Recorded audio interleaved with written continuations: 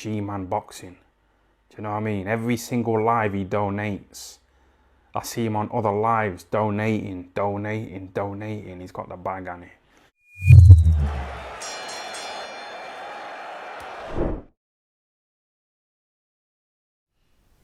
Alright people, midweek report time. Don't really know if this one's going to be a long one like we normally do, because this week's not been the busiest in terms of breaking news, stuff like that, fights being announced, stuff like that. But there's some interesting articles I've come across, and we're going to have a little delve into it.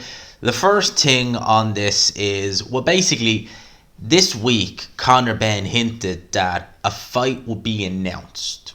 Now, we didn't specify what the fight would be. He just said fight news this week, or fight announcement this week.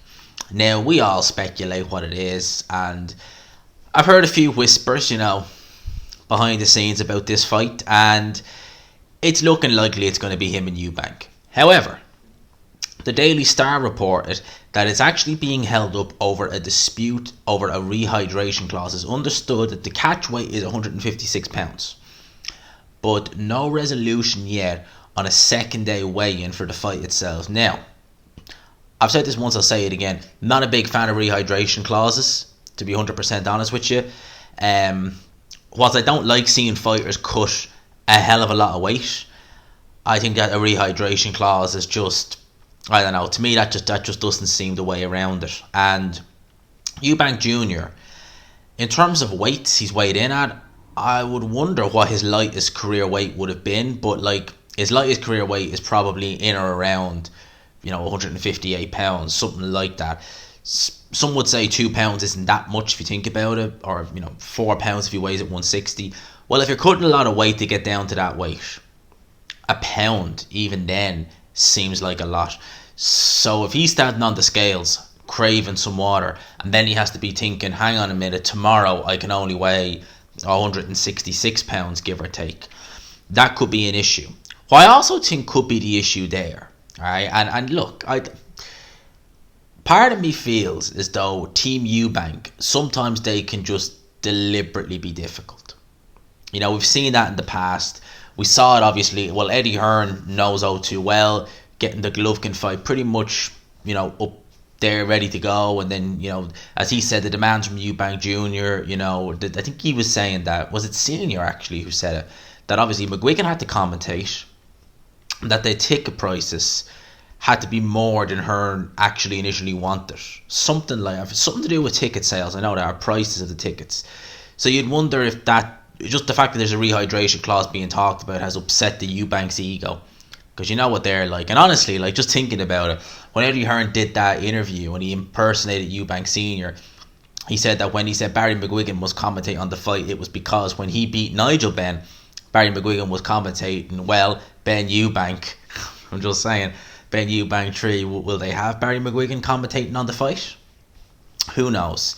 But they're saying it's a rehydration issue. Honestly, I can't see either guy going any other direction, so we'll watch the space with that. But still, I wouldn't. I think we're getting this fight next. Do I want it necessarily? No, not particularly. I will enjoy the build-up, but I think the fight's a foregone conclusion in the sense that Eubank Jr. will probably beat the living crap out of Conor Benn.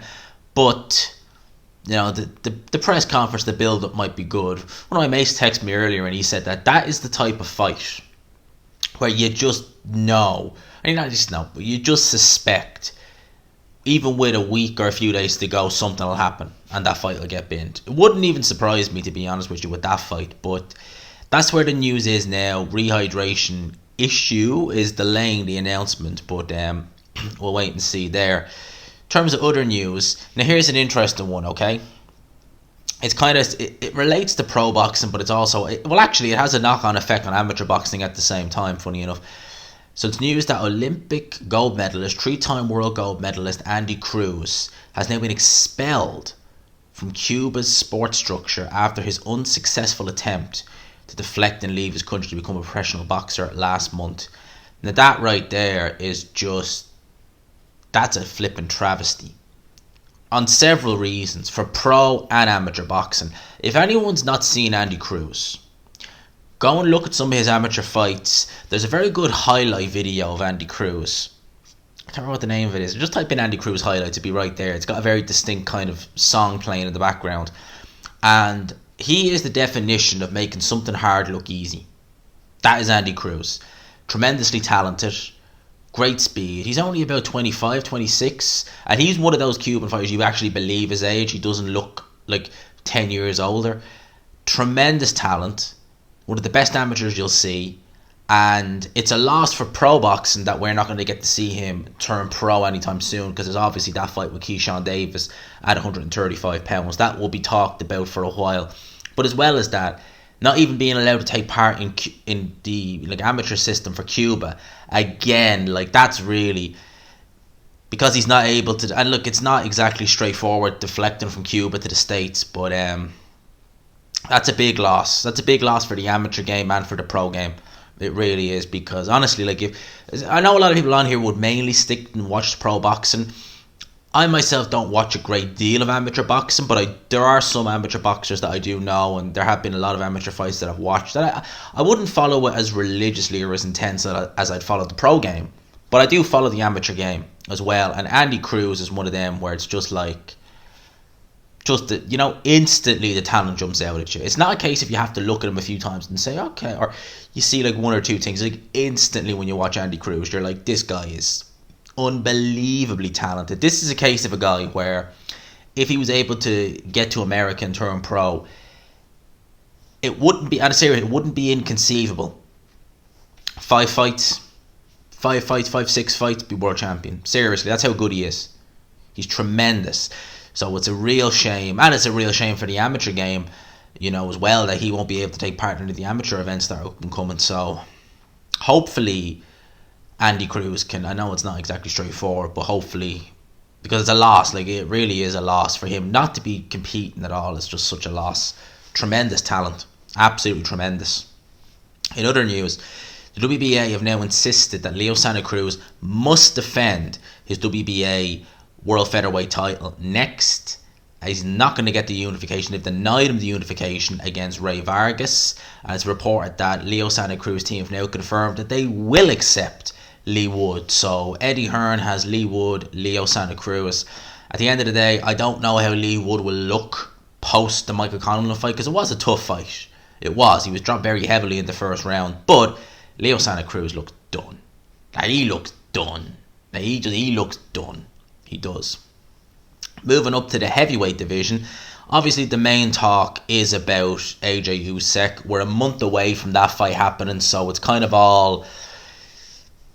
all starting to kind of come together now. I'm starting to get hyped for it. I'm starting to just kind of get the prediction video, kind of thinking about this, that, and the other. And interestingly, for some reason, a subscriber might put it in the chat that I did with Jamie last night, and Sky Sports on their YouTube channel, on Sky Sports Boxing YouTube, have taken down AJ versus Usyk, the first fight, and it had over 1 million views for whatever. Now look, you can get other copies of it that are available on YouTube, but that's good quality, and they've taken it down. Why is that?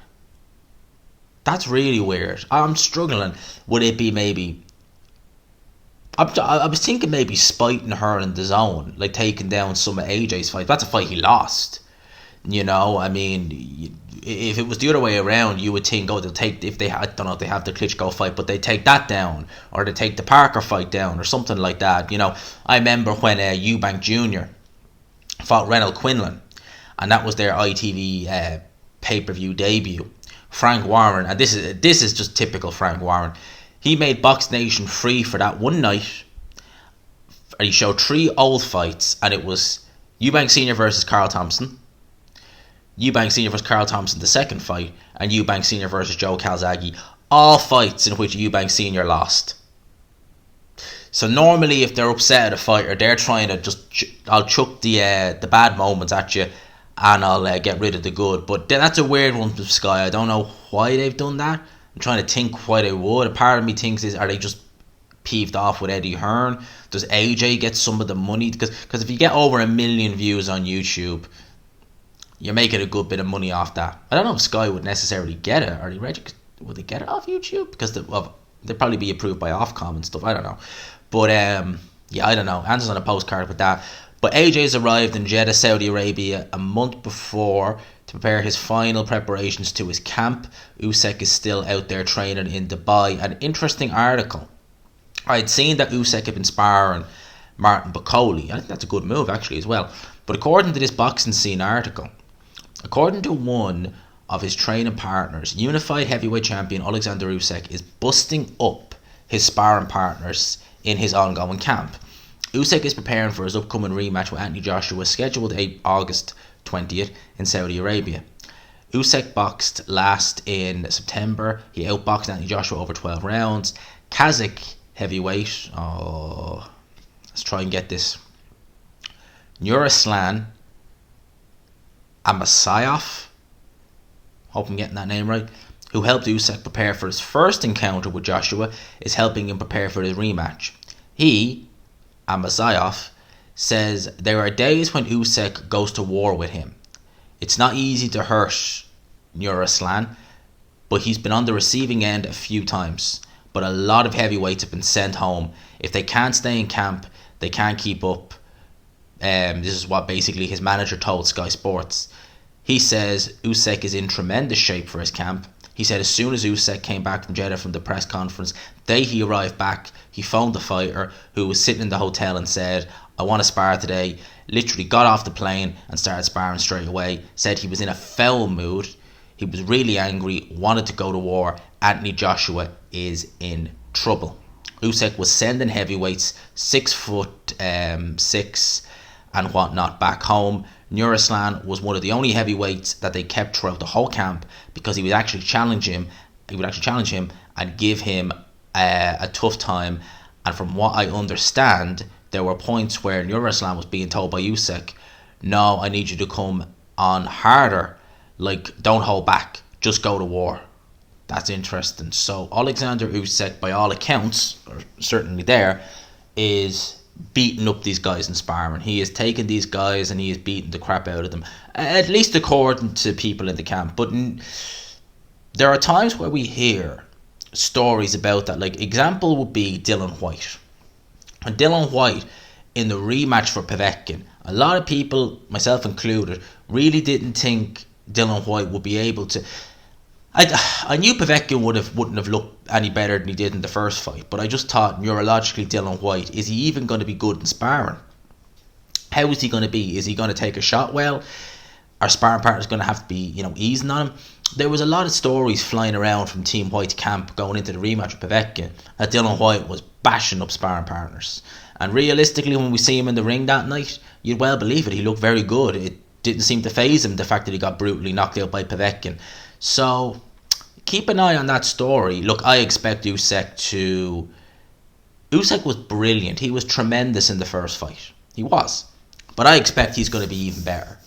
With Anthony Joshua, I've said it once, I'll say it again. His mindset, and again, like I reiterate this, it was he's always had pressure.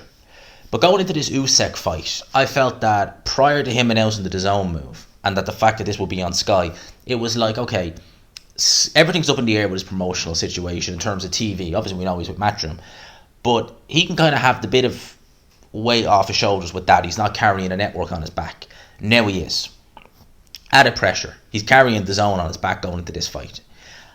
AJ at that first press conference tried to intimidate Usyk and it didn't work. And for me, it's kind of like, is he realising now that it's one thing to say, I'm going to do this, I'm going to do this, I'm going to do this, I'm going to do this, then actually do it?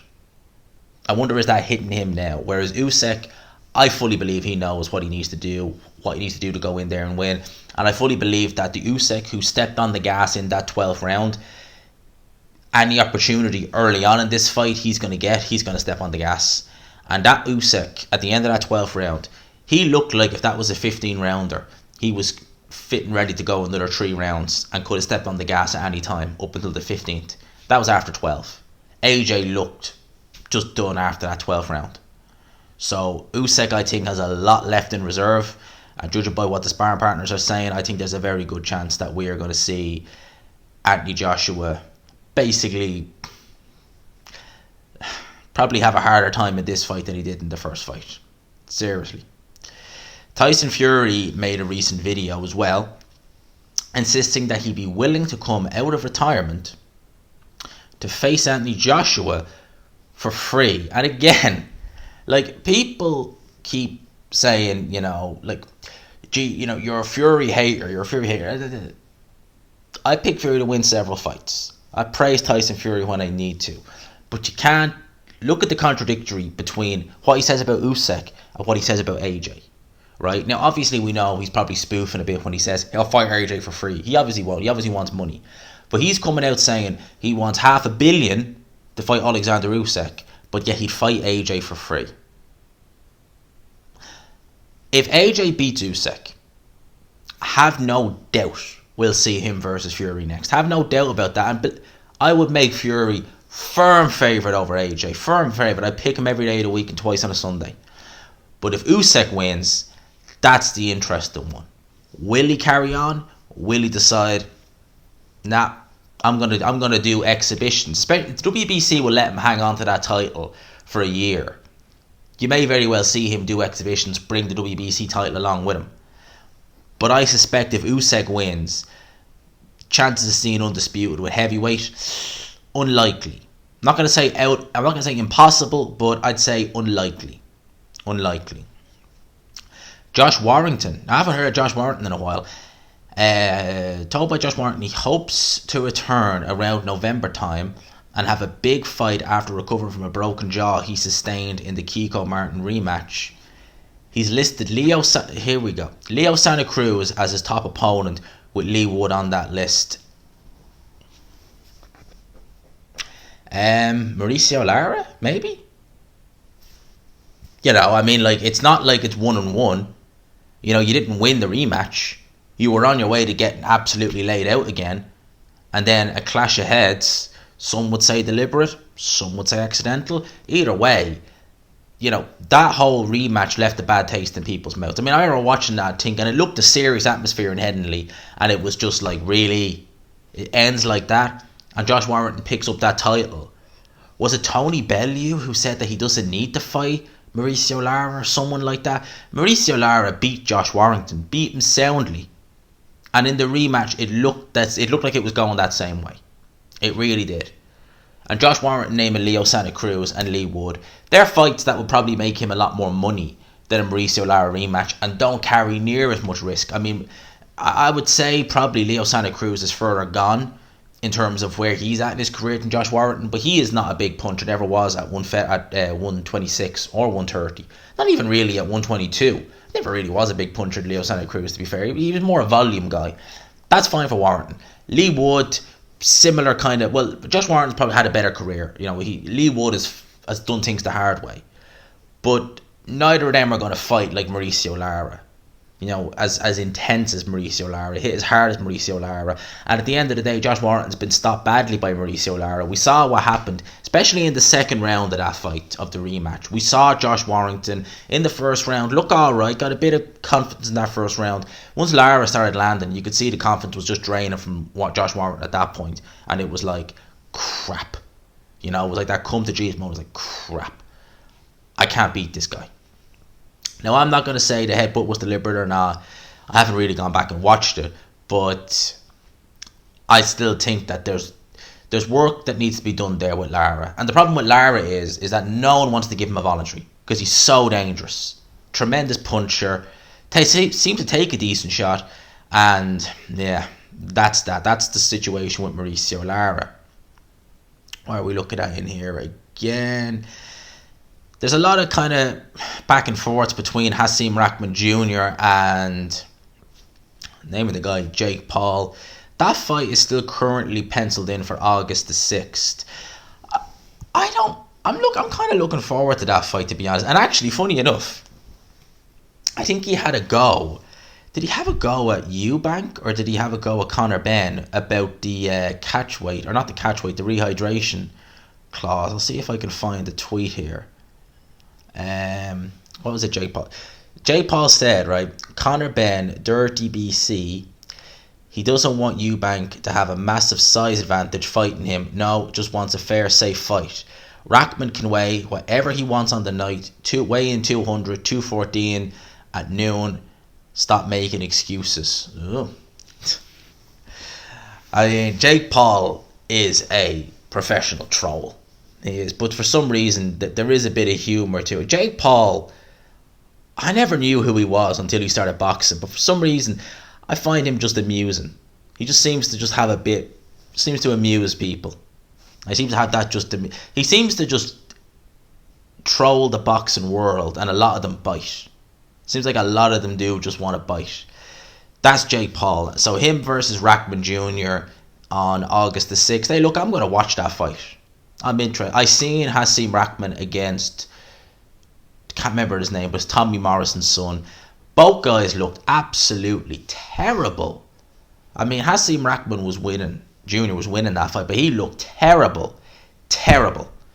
So for him going in there against Jake Paul, I mean, seriously, I'd give Tommy Fury a good chance over Rackman Jr. just based upon what I saw there. He looked absolutely shocking. So we'll wait and see what happens with that fight. It's happening in only, like a fortnight? A little bit more than a fortnight. And yeah, like if I'm not doing anything that day, I don't think I am that weekend. I think it's a bank holiday. No, it's not. But I won't be doing anything that weekend. We will do a watch along for Jake Paul versus Hasim Rackman Jr. We will try and do a watch. I'm not sure where they're showing it here, but wherever they're showing it, we'll do a watch along. People, I'll leave it there. As I said, it's not going to be as long a midweek report as normal. There's not that much happening. You know, we haven't had a crazy amount of boxing news. So I'll leave it there. Hope you enjoyed the video, people. If you could, smash the like button. Hit subscribe if you haven't already. I'll talk to you people. Peace.